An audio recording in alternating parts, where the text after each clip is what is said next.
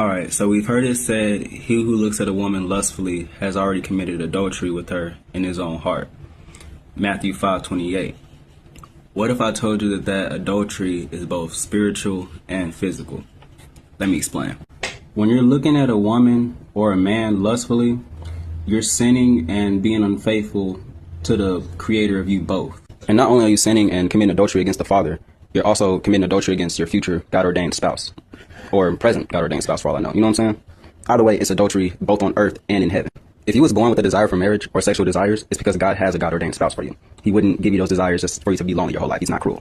On the other side, though, if you was born asexual or you've chosen to stay celibate for the sake of the kingdom, you don't have a God-ordained spouse. God didn't design another person for you because that's why you built like that. You know what I'm saying? You was meant to be alone. A good example of this is Paul from the church. As he writes in 1 Corinthians 7, verse 8.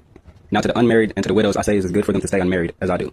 But if they cannot control themselves, they should marry, for it is better to marry than to burn with passion. To the unmarried I give this command, not I, but the Lord. A wife must not be separate from her husband, but if she does, she must remain unmarried, or be reconciled to her husband, and a husband must not divorce his wife. It is very important that you go to God before marrying anybody, because not only is that a lifelong decision, God takes marriage very seriously. So if you marry somebody that he did not ordain you to marry, he will honor your choice. He will honor that marriage. And he gives only 2 grounds for divorce in marriage: cheating or death.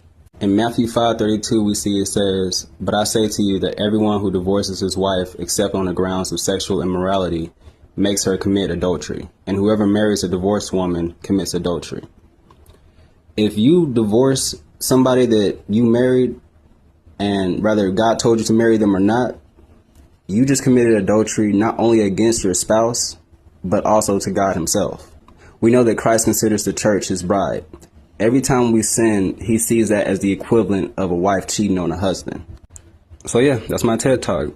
Don't lust for people in your heart, and seek first the kingdom of God's righteousness, and everything else will fall into you.